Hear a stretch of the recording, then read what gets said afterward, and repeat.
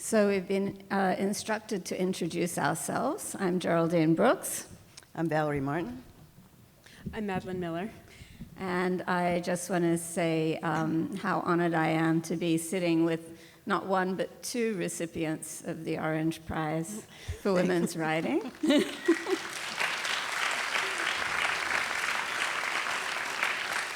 And we're a self-moderating panel, which is interesting. So we've decided that we're each going to take not more than 10 minutes, so you can be strict enforcers of the timing, to talk about the book in question and how it fits in with the theme of this seminar.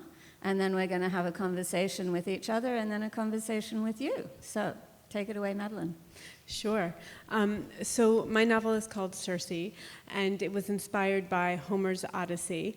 And in the Odyssey, Circe appears very briefly as a witch who turns Odysseus's men into pigs and then eventually turns them back and ends up helping Odysseus. And she's really just a cameo. She's there for sort of 2+ books of the Odyssey, and that's it. And in that time, no one asks her, "Why are you turning men into pigs?"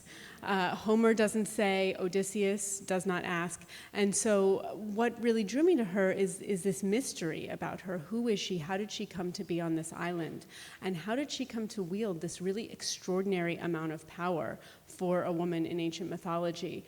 There are a few of the sort of big goddesses, Athena, Hera, but if you weren't one of those, if you were one of the lesser goddesses, one of the nymphs, which is what Circe is, basically you had no power at all. You had to rely on the greater gods to do favors for you, and in fact you were usually prey, both to gods and to mortals. But instead she has set herself up on this island surrounded by lions and wolves, and she's casting spells. And she is, in fact, the first witch in Western literature, which was also very interesting to me. And what I wanted to do in writing this novel was really set her at the center and make this her story. And you wouldn't know it from the Odyssey, but she actually has this huge mythological background that has absolutely nothing to do with Odysseus. She's the daughter of the sun god Helios. She is cousin to Prometheus and a whole bunch of other sort of major deities. She is the aunt of the Minotaur. She's the aunt of Medea, the other great witch in ancient literature. And she is also, and then she sort of has her connection to Odysseus as well. And so what I really wanted to do is kind of turn the tables on Odysseus. You only give Circe this cameo, so, I'm going to give you a cameo in her story, but really this is going to be her whole history. And one of the things that I love about the ancient stories is that although there are gods and monsters and all that, really these are very human stories. And at the center of the Odyssey is the story of this man who is yearning for his nostos, his homecoming from war. And he is this exhausted veteran who is just trying and trying and trying to get home to his family. And so in sculpting the novel, I also wanted there to be some resonances there, that Circe too is sort of longing for a type of nostos, a type of homecoming and reunion. But unlike Odysseus, she doesn't have an Ithaca waiting for her at the end of her journey. She sort of has to find what that home might look like and make it for herself before she can end up back there. So I did want there to be some resonances between her and Odysseus, even though I was focusing on her as a character. I was also really interested in her because she is I mentioned she's such a potent figure, but she also manages to kind of have all these different roles that she plays. She's a daughter, she's a sister, she's also a mother. And that was something that I wanted to highlight in her story because, in the ancient epics, in the Iliad and the Odyssey, you don't get a lot of diaper changing. You don't get a lot of, colicky babies at 3 a.m. But as a parent, and particularly Circe ends up being a single parent, that is something that would be part of her life, and I wanted to give it its full weight. And so that was something I enjoyed exploring too, is sort of her motherhood and all these various stages of her life. I guess I think I'll stop there. actually. Okay, what you said made me think of an interesting thing about her character, which in a way I think is happening in all our work, the 3 books that we're going to talk about. And that is that she gets her power in a strange way, and it comes from a desire to know who is inside. You know, I think the first time if she makes somebody else come out is his best self, is it? Yes. Yeah. So it's sort of a spell. I'm going to make you your best self, and all of a sudden, it's a completely different person. So this notion that there's somebody else inside is very much how she works her magic. It's like she's bringing something out, which is sort of what happens to poor Dr. Jekyll. In my novel, Mary Riley, which is a sort of a response, I guess, in some ways, not just to Stevenson's Jekyll and Hyde, but just to the whole Victorian notions of good and evil, and also of class, which is so important to Victorians, even, well, it's still important to Brits. So I guess it's important here too. So I used to teach Dr. Jekyll and Mr. Hyde to students, and I like to teach it because everybody thought they knew the story already. It's a story that has such wide, it's been done in different plays and movies and films. It was immediately upon publication just extraordinarily popular. When Stevenson took a trip to America within 3 years of having written the book, there were 2 sailors on the ship who were known among their friends. One was short and mean, and one was tall and kind of elegant, as Jekyll and Hyde. So that's how quickly it became part of the just ordinary parlance. Everybody knows what it means to be Jekyll and Hyde. But the novel is a very little thing, and it's very modern in the way it's told. Most of the action is over when it opens. You get different sort of testaments from a lawyer, and then eventually Jekyll tells his own story. He tells how he managed to destroy his own life by letting out this force that was inside him. So there's not a lot of characters in the novel, and there's almost no women. There are only 2. One is a maid who I think she's looking out the window and screams something at Mr. Hyde. And the other is Jekyll's own maid, who is standing in the hall towards the end of the book when Jekyll's about to become Hyde forever and become dead forever. She's standing in the hall, and the butler, she starts to cry. She's whining, and the butler tells her to be quiet. And every time I would read that scene, I would think, what is she crying about? Why is she crying? She knows that the master has been up to something in his laboratory, and he hasn't come out for a few days, but she's been working for Dr. Jekyll and Mr. Hyde, so why is she sad? So that was where the notion of writing the diary of that maid came from, and that's essentially what the book is. It's the diary of Dr. Jekyll's housemaid. And she is a poor young woman who's very happy to be in service. She feels very fortunate to have found a safe place. She comes from a pretty scary background. And so it has a little bit of it should be scary for the reader as it is scary for her at the same time as she discovers what is really going on with Dr. Jekyll. So my book, March, I was just thinking as I walked past the Hemingway house, one of the things Hemingway said that I've always liked is when people asked him where he got his ideas for his novels, he would say, an idea for a novel can be something that you're lucky enough to overhear, or the wreck of your whole damn life. And the idea for March, I guess, was trying to avoid the wreck of my marriage. My husband and I were foreign correspondents for the first 14 years of our marriage, and we were adventuring around the world And then finally he got quite homesick and wanted to move back to the United States, and we moved into a small village in Virginia. And it hadn't quite occurred to me. I knew he was interested in history. I didn't realize that he was a complete Civil War obsessive. And there's a saying that the Civil War was fought in 10,000 places, and it soon became clear to me, depressingly clear, that he intended that we would visit every single one of them. And most of them were within easy driving distance of our house. So I became very churlish about this over time and refused to get out of the car at Gettysburg again and things of that nature. But I thought I have to figure out a way to connect with this. And the way turned out to be in the village itself, which had been settled by Quakers. And so when the Civil War occurred, the Quakers were great abolitionists, but they're also pacifists. So it was a moral challenge for the young men of that village, whether the evil of slavery outweighed the evil of violence.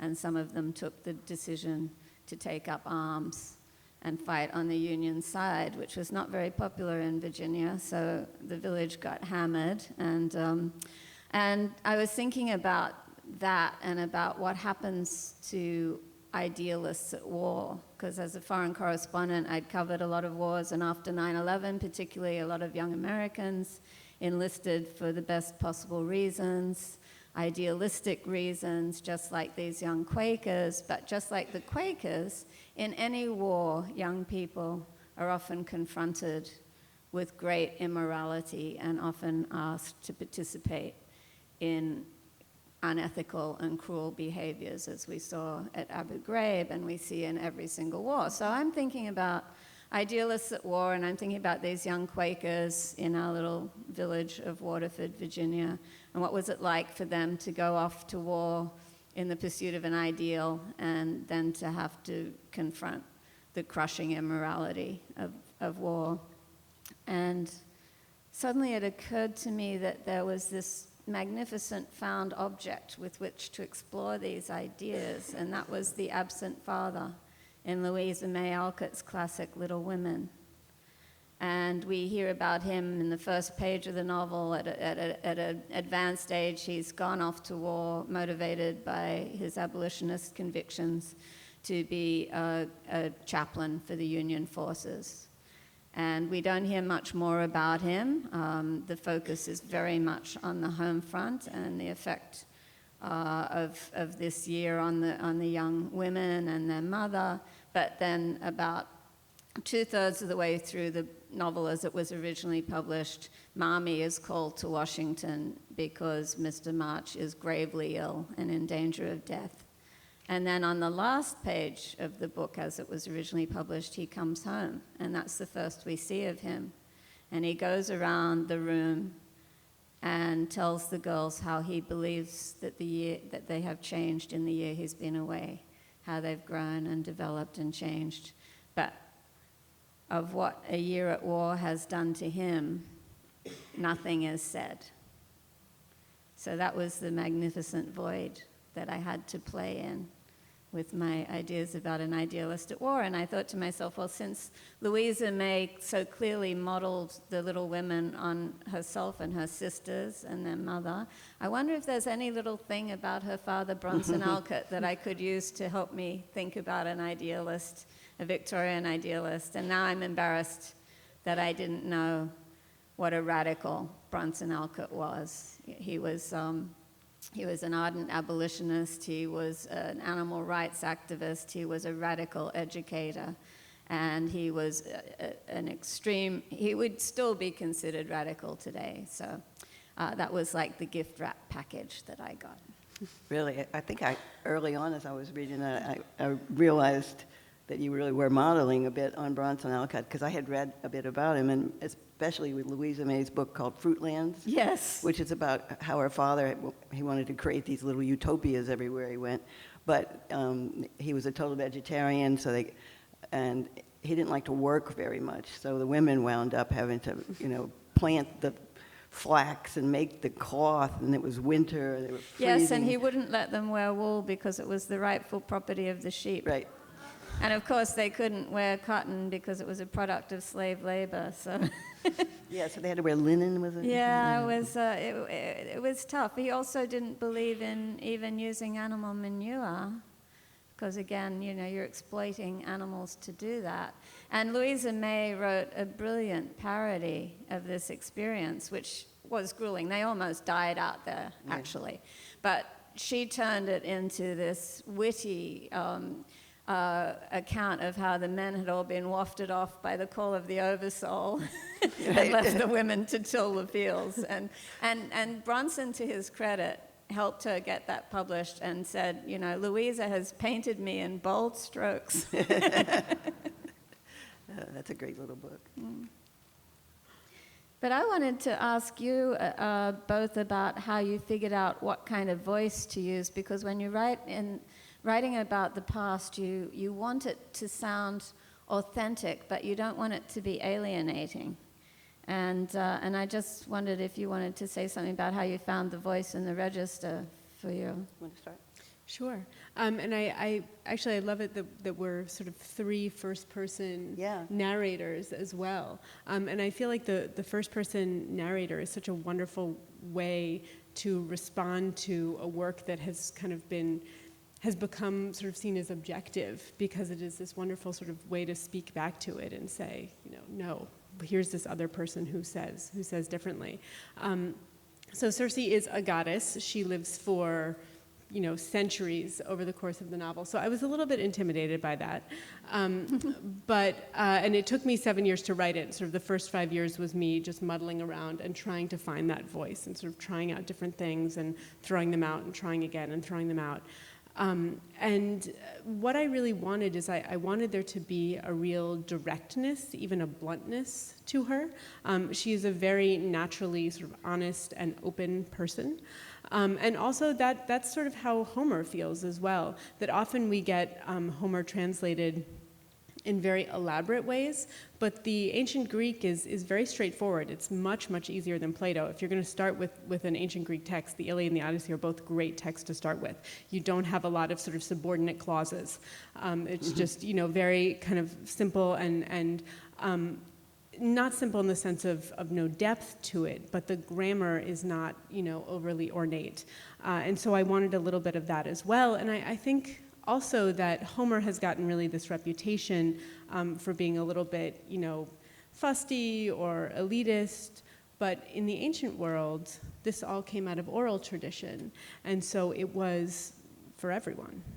And these were the stories that were passed down, and so I wanted that aspect too. I wanted the novel to be for everyone, whether or not people knew the classics or didn't know them.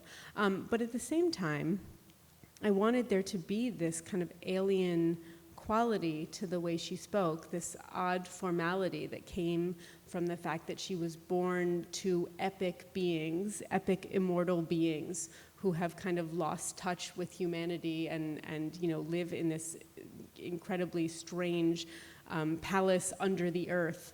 By the way, the Greek gods, for those of you who know the myths, you know this, they're absolutely horrendous.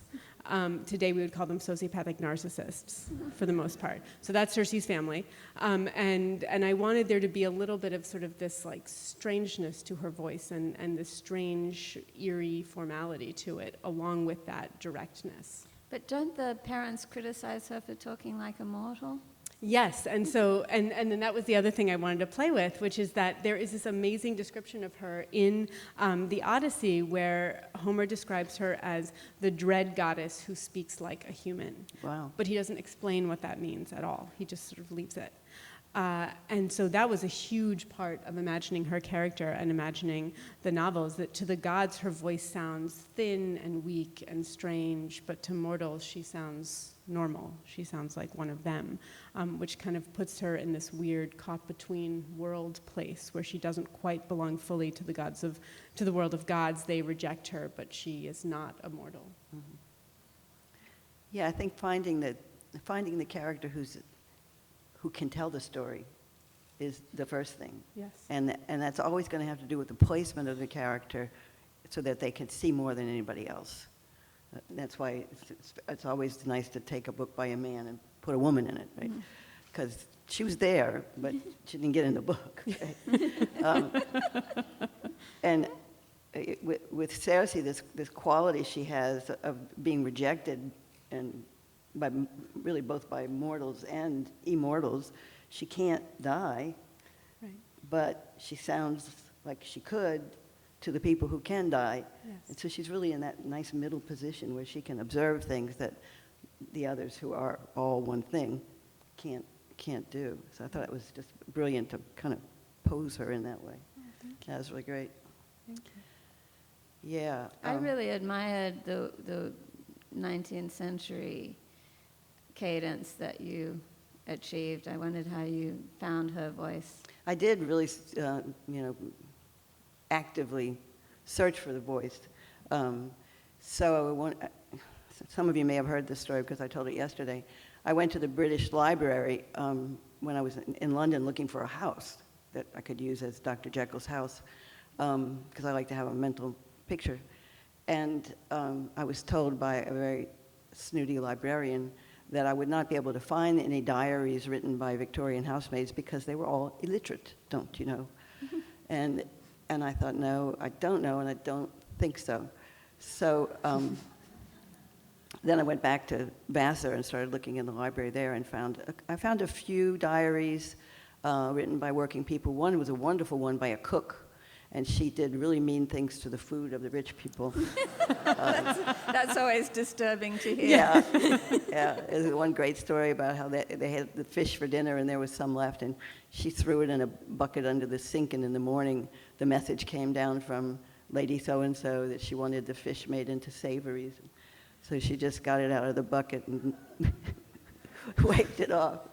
And then the compliment came afterwards to say, tell the cook the savories were really delicious.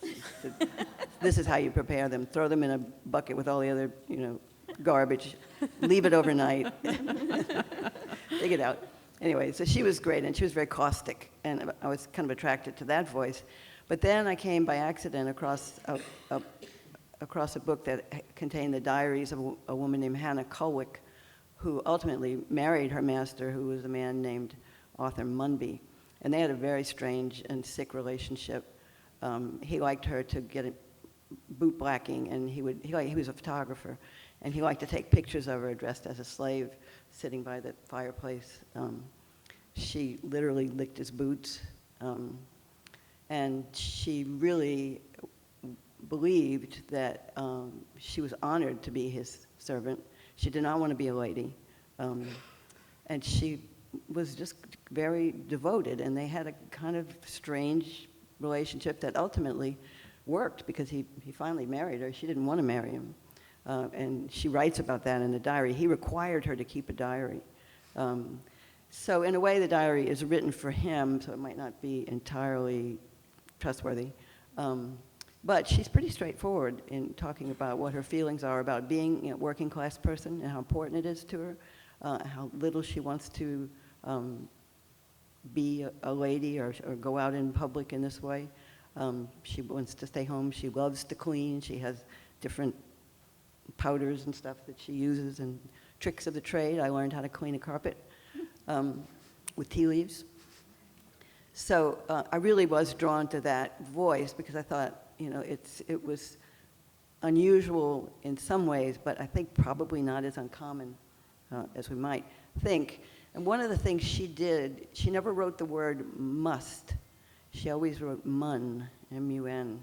So I picked that up, and now I wish I hadn't, because I did finally get a review in which somebody said the book, you shouldn't read it.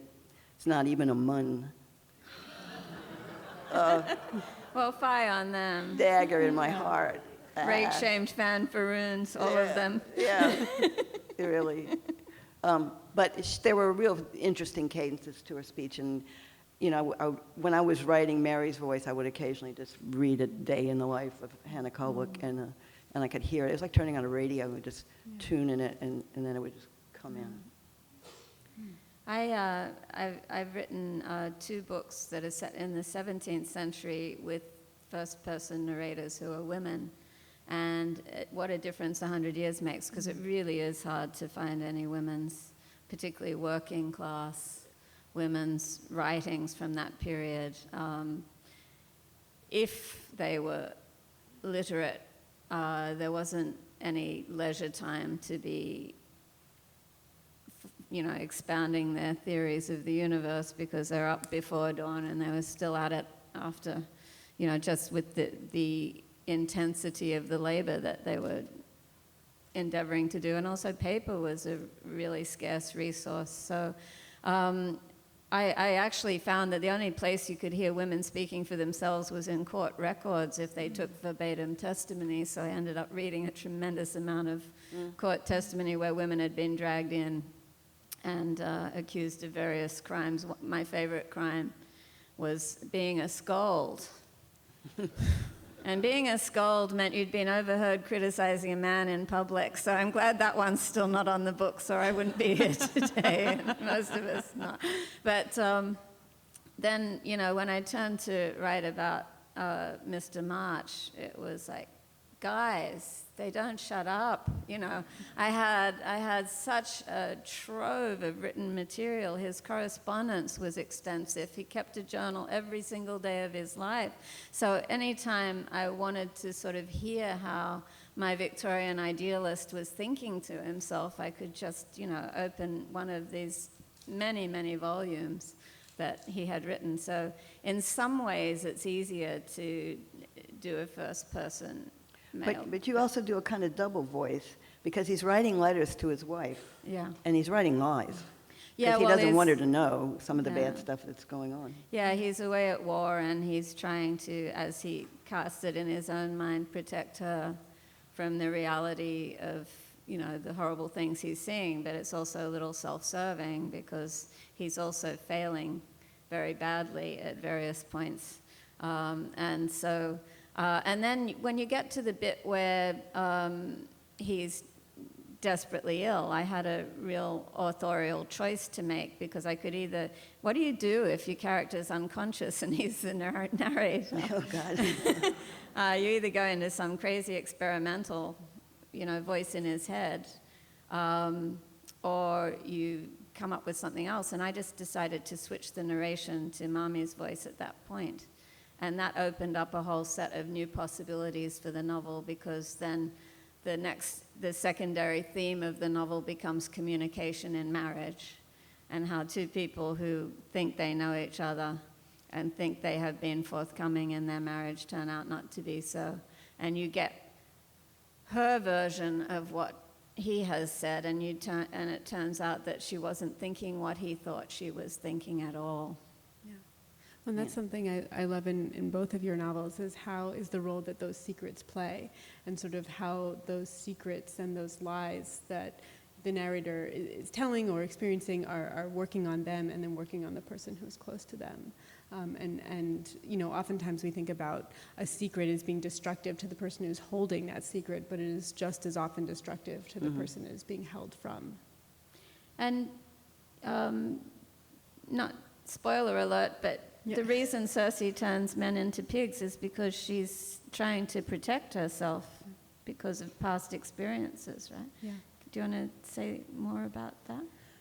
Sure. Well, I wanted, I think, as I said, Homer doesn't answer that question of why is she turning men into pigs, and in sort of the later literature about her, there's kind of this consensus that, well, it's just because she's an irrational woman, she's just bad. That's just who she is, which is not only an offensive answer, but a really boring one narratively. And that I think people do things for interesting psychological reasons. And so I wanted to sort of explore what would the reason be. Here she is, she's a woman who is living alone on an island. She's not really under the protection of her father. She seems to sort of have stepped away from that. She doesn't have a husband. She doesn't have a brother who's living with her. And she's not a major goddess. So in the ancient mythology, she is, I mentioned, prey. She is a figure that would be of great interest to people who would land and want to take her stuff and abuse her, rape her.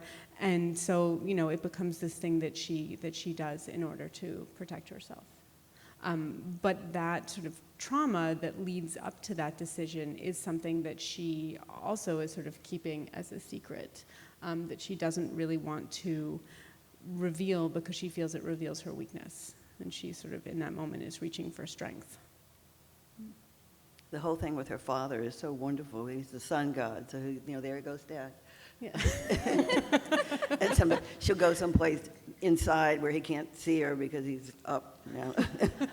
One of my favorite bits of imagining in the book is that everything he has is gold and really bright. Yeah. You don't want him angry at you. He starts to glow. Yeah. At one point in the night, he come up and almost kills her just with glow. It was a lot of fun to imagine all the Greek gods. It's a lot of fun. It's really fun to read. It's great. So, Where are we? What's our time like? who's our timekeeper? We got anybody? So, shall we? Any questions from the audience?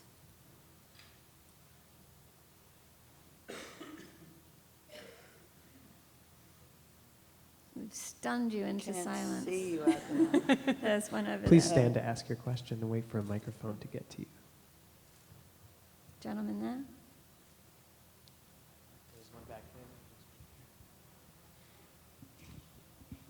How are you? Good. Good. I have a question. When you brought up the nymphs, are you saying that it was narcissistic? So you're saying that the nymphs were, is it in an emotional manner, or are you saying it was more of a physical manner? This was a narcissistic situation, psychologically or mentally? In terms of the gods? Yes.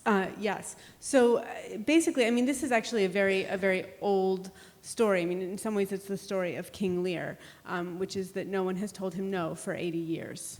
And that actually is really bad for humans. And they've done a lot of psychological studies recently on what power and sort of untrammeled power will do to you if you have a ton of power and you're elevated above everyone else and you don't have a fool who can, really tell you and sort of pierce that in a really strong way. And your empathy starts to go down unless you actively work against it. So the people who have the most power often have the least empathy. And the Greek gods are the ultimate example of that. They can't die. They generally suffer very few consequences. They're totally interested only in their own pleasure and their own sort of life. And so in a sense, they're the ancient 1%, basically. So they are the narcissists. And Circe is born into that situation, but she doesn't feel that way. And in this, I was drawing on that same thing about sort of the goddess born with the human voice, which is that I think she has that great human quality of empathy, which is different. That's what her family is lacking, but she has it. And so she spends a lot of time sort of feeling lost in her family.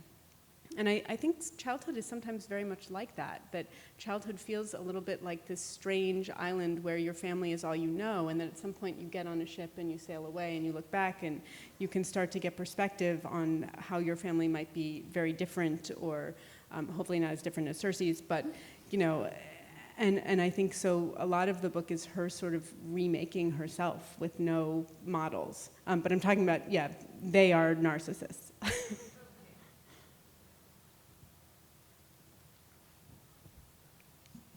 Hi. I have so many questions. I'm going to try to just simplify them so that I take up too much time. But what fascinates me is what happens to these books after you have written the alternative version. And since this year was the 150th anniversary of Little Women, and there was enormous amount of attention paid and books that came out, and I read a lot of it and participated in some of it, but there really wasn't anything that I saw that kind of took March back into the rereadings of Little Women and thought about not only who Bronson Alcott was or thought he was, but who that character in the book was. And he really goes into the underworld when he goes into the Civil War, and also psychologically. I mean, he discovers things about himself that he never had understood or never realized, finds himself acting out elements of himself. And then with Jekyll and Hyde, was a novel that I taught for many years and knew very well, there were just a few versions, very few, written by women, yours and Emma Tennant's, if you know Two Women of London, Yeah. another version, of women who reimagined Jekyll and Hyde. The other one by Emma Tennant is called Two Women of London, and she kind of creates a female Jekyll Hyde figure, a woman with two different personalities. And yours, fascinating version where you take a character who is almost just a shadow or a ghost in the novel, you know, barely glimpsed, and turn her into someone who's not only an observer but part of the story. So I guess what I'm asking is, you know, has it had an effect on, that you know of the reception of these two novels, which are very much classics? Or how do you feel about going back to the novels now that you've reimagined them in this way? Do you want Yes, I'll start. I just read they're selling a new edition of Jekyll and Hyde with Joyce Carol's introduction. And I hadn't read her introduction. I read it this morning. And it's really good. I'm glad I bought a copy of that because I have lots of editions of Dr. Jekyll and Mr. Hyde. You know, I felt a little bold going into somebody else's house and telling the real truth about what was going on. But Stevenson was such a generous writer. He wrote books with a really useless and not brilliant stepson just because he was kind. Everyone who knew him loved him. He had some quality of loveliness about him or just gentleness about him. So I didn't think he'd mind. In fact, I think he would find it amusing. And I wouldn't, for example, I would not try to write, as an Italian girl did, the other side of Lolita's story. Because, you know, Nabokov would come out of the grave and, you know, kill you. Yeah. So That's interesting. So I felt to make bold. And what happened with my novel and with Dr. Jekyll and Mr. Hyde is that I find people teach them together in colleges and even in high school. So that made me feel good because it makes people go and read the Stevenson. And one of the reasons I wanted to write this book was because I really admire that wonderful little book that Robert Louis Stevenson wrote after having a dream. And in a way, I felt I was just trying to kind of open various things that he indicated might be going on under the surface in the house. He's very good at describing space. So there's a garden in the original in Jekyll and Hyde, and there aren't any flowers in it. So I put some flowers in it. Mary. Was the house you based it on anything like his own house in Hampstead? No, I don't think so. Uh-huh. It was a nice house he had in Hampstead. I think, most people think that the house he had in mind was actually in Edinburgh. Oh, interesting. Yeah. So, my relationship with Little Women was a little different. You know, of course, as a girl, I loved the book. My mother gave it to me. I think I was about 10, and she said, "Read this, you'll like it. It's got great girl characters in it, but take it with a grain of salt because nobody on earth is such a goody-goody as that mommy." And I think that was reflective of my own mother, who, you know, was incredibly acerbic and didn't like the idea of the description of mommy when she was angry would fold her lips and leave the room. My mother was not inclined to leave any room. So I read the book, and then when I realized that Mr. March would be a great vehicle for a person to put this exploration of idealists at war into, I went back and read it again and did some research, and I was astonished to find that for all the immediate success that this book enjoyed and the way it lifted the Alcott family out of, you know, near abject poverty into affluence, it was such a runaway bestseller so very quickly. Louisa May had very low regard for it. she wrote, "My publisher wants a book for girls. I've never liked girls much." And I was astonished by this, and then I read further, and you know what, the stories that she really wanted to write were a lot darker and much more adult themed. My favorite story that she wrote under a pseudonym is about a young woman and a young man that she is not related to who go sailing off Wellfleet and smoke weed. And you could alternatively title this story "Just Say Yes." So I convinced myself that she wouldn't mind me going back in and looking at the real complexities of her family, who were so remarkable. Her mother essentially invented the profession of social work, and was really a pioneering feminist and fighter for the right to vote. Her family housed fugitive slaves. They were part of the Underground Railroad. Her father stepped into the line of fire to protest the repatriation of a runaway slave during the Fugitive Slave Act. He went to jail to protest the use of Massachusetts taxes in abetting the slave states before Thoreau did, and in fact inspired Thoreau's civil disobedience. So they were a much, much more interesting family than the marchers as portrayed in Little Women, and I hope that if she's up there, Louisa May is smiling down on my efforts. It was fun to go. I was a bit nervous to go back to Concord for a reading when the book first came out, and I was at the Concord bookstore, and the director of the Alcott Museum came dressed as Louisa May, and said, "You're the first person who's ever taken the trouble to try and understand my father." So That's great. That's lovely. You have some fun with Emerson in the novel, too. Oh, Emerson, yes. Well, you know, very clear to me that Thoreau was in love with Emerson's wife. Yeah, I think Yeah. so. You have to stand up.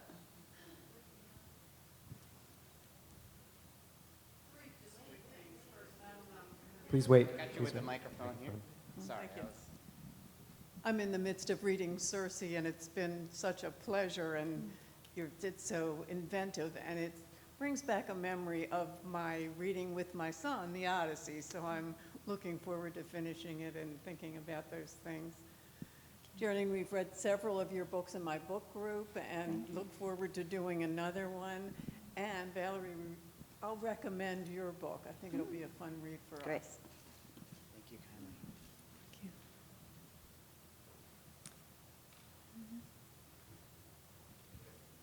I have sort of an inside baseball question, which comes with influence and archetype a bit, and it's for you, Madeline. That is there any inside baseball on you and Emily Wilson discussing your work? So the question about Emily Wilson? Just you, the two, just because you're both so deeply in the world of the Odyssey and knowing about it, and sort of, did you get a chance to talk about her thoughts on Circe or your thoughts on her translation or anything like that? So Emily Wilson, I live just outside Philadelphia, and she's a Penn professor, so she lives in Philadelphia. And someone got in touch with me, and they said, "What's going on in the water in Philadelphia about the Odyssey?" It was just an amazing, coincidence that her translation and Circe came out the same year, and I had been contacted to review her translation. I normally don't review translations because the truth is I really just like to write raves, and so that I get really nervous if that I'm not going to like it. But I should not have worried, because it was an absolute rave. Her translation is brilliant. And I talked before about how oftentimes translations of Homer get very elaborate and ornate in ways that the ancient Greek is not. She does not do that. She really has the forcefulness of Homer, and she keeps it to the same number of lines in English as in the Greek, which really gives it a wonderful speed. Oftentimes, if you are translating from Greek to English, you get this bloat that happens, where sort of one line of Greek becomes 3 or 4 lines of English, and so it's absolutely wonderful. But because it came out, in roughly the same year, we have been on. We've like taken our show on the road. We've been on a whole bunch of panels together, all over, and it's been really fun. It's been really fun to talk with her, and I think what she's doing is extraordinary. I can't wait for her Iliad translation. Yeah, it really is wonderful to read that, and it kind of made me so proud that it took a woman to read the Odyssey and say, this goes really fast. Yeah. And it's not this huge thing. It is a fast read. Yeah. And that's what she made it. Yeah. You're reading it, and it's just the pages are flying by. Yeah. And yet it's beautiful. The English, the quality of the English is both elevated, but at the same time there's a lot of really sort of ordinary and even slang speech in it. Don't miss it. Madeline, this is for you. Sorry. I wanted to ask you about what it was like to retell the main story as opposed to retelling the other side of the story, because I know the Songs of Achilles was Patroclus and Achilles, and so that was like the main in the Iliad as opposed to Circe, who was a very small part of the Odyssey. So I wanted to ask you what it was like to totally retell the Iliad as opposed to totally recreate something based on a small part of the Odyssey. Sure.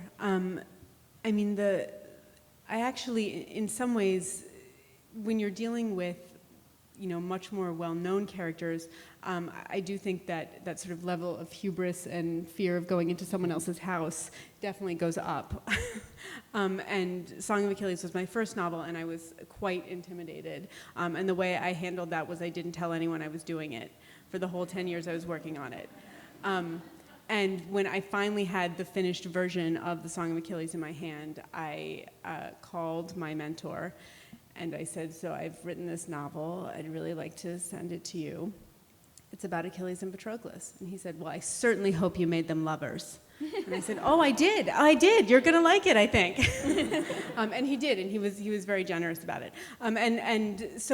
But Patroclus also is actually, in some ways, a very minor character in the Iliad, that he really has very, very little stage time. He sort of explodes onto the scene with his decision to say, let me put on your armor and go out, and then he's almost immediately, spoiler, I'm sorry, killed.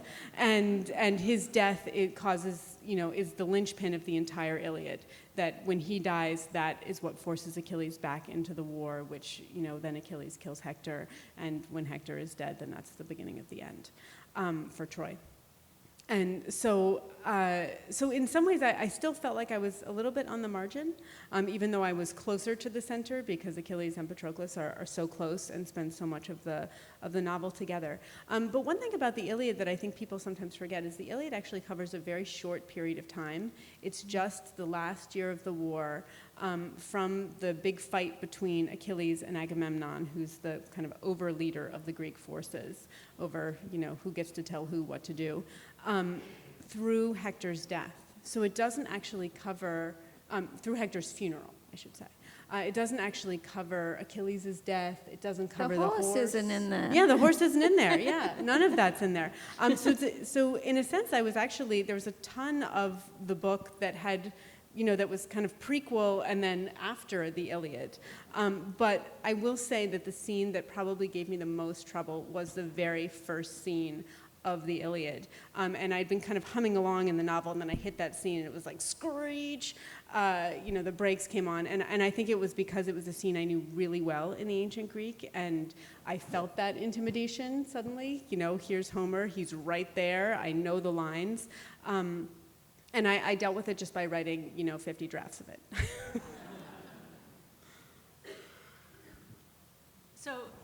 Hi, from above.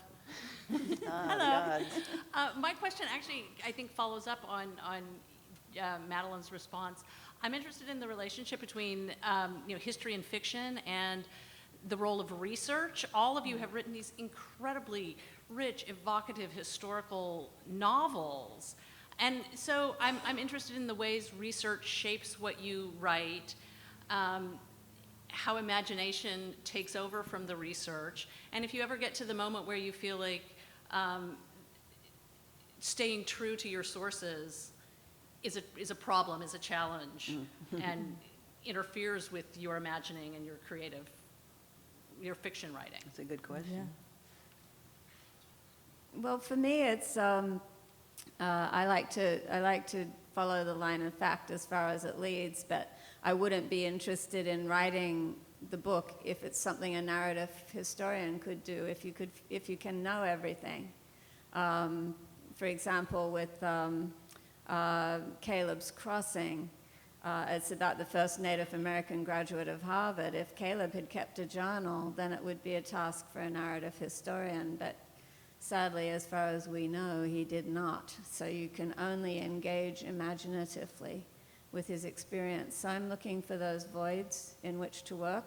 But what you can know, I like to know. I don't necessarily do the research first, because I think there's a real danger there that you'll get in love with the research, and even if the story doesn't require it, you've got this fun fact and you're gonna cram that thing in there and it will slow down the flow. And you can see it. I'm very aware of it in other people's work, and I was reading this book and it's moving along at a great clip, and then there's a bit where a guy's tuning a piano and one character says to him, "Gee, it must be interesting to know how to tune a piano. How do you do that?" And then we have 20 pages on how to tune a piano. So I try and write until I don't know something, and then I go and find out, and then I write again until I come to another roadblock. Yeah, I use the same procedure. I do a lot of research before, but try not to do too much, because you're right. You're so right. That's just when the story stops dead because the teacup was actually made from clay. Don't go there. Research. Every time I write an historical novel, I think never again. Let me write about now. I don't have to research that. But I always wind up writing historical novels, and research can be really frustrating. And I'm having a problem right now, which I'll tell you about. I'm writing about Italy in World War II, and I was reading about Mussolini quite a bit. Very interesting character, Mussolini. And in World War I, he was wounded. He was in the mountains in the Alta Adige, and he was, they were trying to load a cannon, and it exploded. 4 people got killed, and he was wounded, and he left the service at that time, and he was in a hospital in Milan. I read this in a biography. So then I got another biography. And it said that he was wounded in the war. It was 5 people were killed. The wounds were pretty serious, but it was actually syphilis of the leg that caused him problems later in his life. The third person said he was wounded in the war. The wounds were terrible. He was in the hospital for a couple of months. Well, one of the wounds was so big that doctors could put their fist in it. If you look at pictures of him, you will notice that one of his boots is always a little open on one side. That's because he had a wound that never healed for the rest of his life. And then the 5th biographer, I think I'm up to 5, said he was lightly wounded, and he described it as the most wonderful moment of his life. And these. So I'm going to have a chapter called Mussolini's Wounds. What's really remarkable about that is that's practically still in living memory. Oh, yeah. And that's annoying. They know. Yes. They know what hospital he was in. They know who the doctors were. But Yeah. one says 4 people were killed, one says 5. Yeah. No, the date is different. This is very sloppy. It's like, it's true. So, when that kind of thing happens, you think, make it up. Well, and I think if you put a novel on it, you have the license to do that. But I do like it in historical fiction if the novelist comes clean at the end in an afterword about where, if at all, you've departed from the historical record.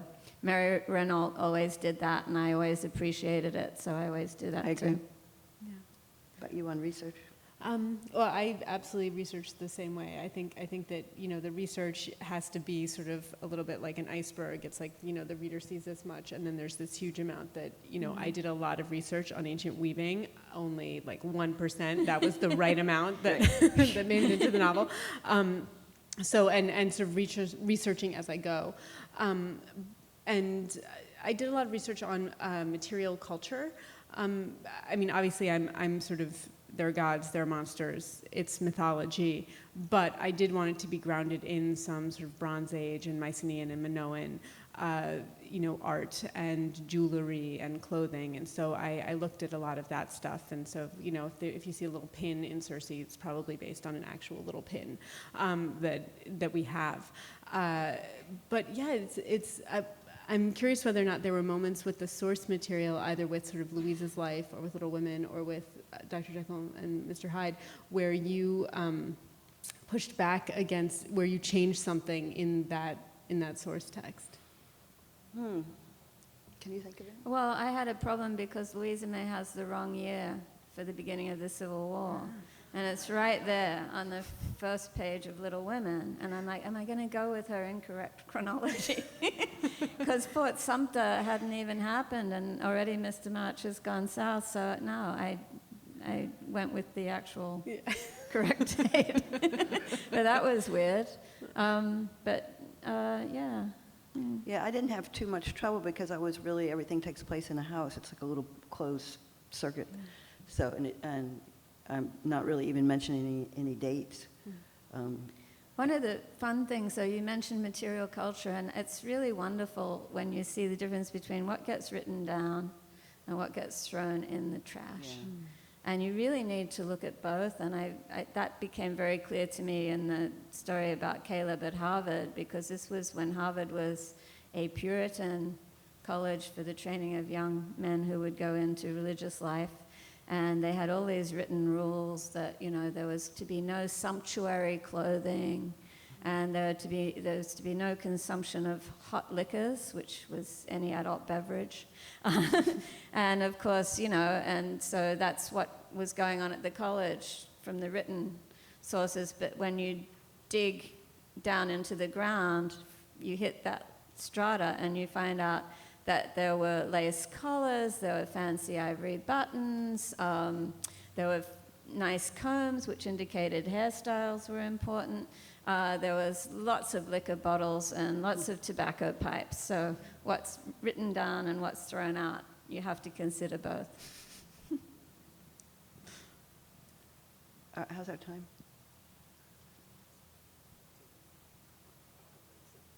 What? Oh, great. Oh, One more. any more questions?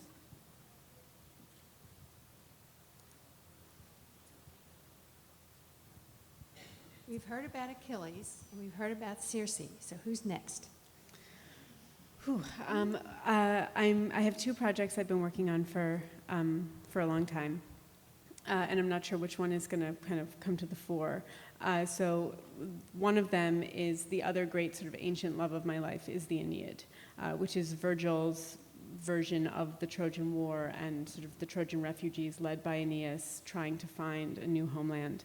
And I love Virgil as a poet because he's such a humanist. You know, with Homer, was he even a real person? I honestly don't think so. But Virgil was one man. And we know a little bit about his life in the sense that we know he was born in a republic and he died under the first emperor of Rome. He died under an autocracy. And during that time, poetry changed, sort of the role of poetry and how it was received in the Roman Republic and Empire really changed. And so, you know, you could have at the beginning of Virgil's life, Catullus writing these nasty little poems about Julius Caesar, and it was fine. And by the end of his life, when he was writing the Aeneid, he literally had Augustus breathing down his neck. So I think that's something I love to look at in the Aeneid and sort of see how that impacts his work and how is he pushing back against that and what is he saying in subtext. I love to work in subtext, and Virgil is a master of subtext. So that's one thing. And then the other thing I do is I direct Shakespeare plays. And I love The Tempest, and I've been thinking about The Tempest for a long time. And I cannot tell you how incredibly relieved I was that Hagseed was nothing like what I was thinking about. Because when you've been thinking about The Tempest for a long time, then you hear Margaret Atwood is coming out with the Tempest novel. Yeah. Basically, that's like a dark night of the soul. Go for it. Yeah, thank you. What about you, Valerie? What's next for you? Oh, this long book, which is about, it's actually kind of a true story about an aristocrat, an Italian aristocrat who had a villa, and clever peasants who used to work for the family managed to take it over. Because you've written about Italy before. Yeah, I have. Yeah. I lived there for a few years.